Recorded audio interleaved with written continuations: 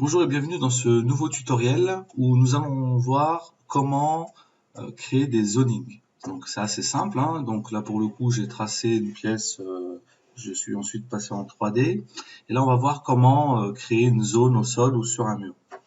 Alors il existe différentes façons de faire et dans cet exemple on va voir la fonction ciseau, split. Donc une fois que je suis en 3D, supposons que je souhaite faire un tapis de carrelage ou une zone carrée. Ici, je vais cliquer sur le petit ciseau. Donc là, il suffit. Alors, nous avons deux notions, split V, split H. En fait, c'est vertical et horizontal. Donc, une fois qu'on est dans notre scène, on va découper, donc on va créer nos zones. Et pour cela, on va utiliser la fonction ciseau, vertical et horizontal. Donc, première étape, je fais un clic gauche sur mon sol pour définir la zone sur laquelle je souhaite travailler. Je clique ensuite sur le split vertical. Je clique sur mon sol.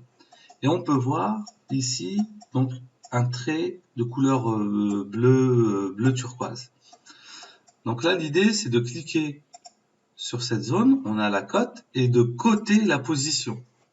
Là, je vais dire, par exemple, 3500 mm par rapport au mur de droite. Je continue, je vais faire split vertical, et là, pour le coup, je vais cliquer à gauche.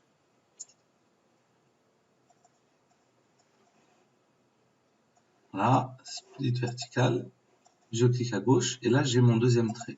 Ce deuxième trait sera relatif, donc sa position sera relative à ma première ligne de construction.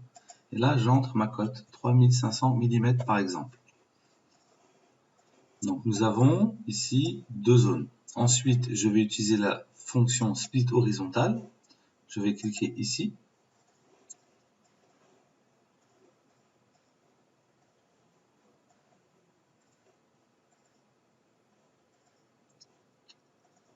Et on peut voir qu'il a créé donc une ligne horizontale que je vais positionner par rapport au mur à 3500. Je vais continuer avec split horizontal. Et donc là, mon deuxième trait de construction, je vais le placer à 2000. Voilà.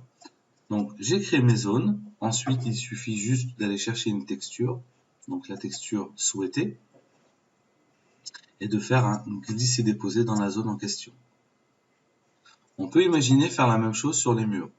Supposons que si l'on souhaite appliquer différentes textures sur un mur, je vais faire un clic gauche sur le mur, split donc vertical, je clique sur mon mur, j'ai mon premier trait que je positionne ici par exemple à 1500 mm du mur de gauche, je continue, split, je clique sur mon trait et là j'entre ma cote 3500 par exemple, mettre 4500, voilà. Et sur cette zone là, je vais pouvoir appliquer une texture à partir de la bibliothèque de texture disponible dans iHouse ou à partir de ma bibliothèque personnalisée. Je fais glisser-déposer. Merci pour votre visualisation.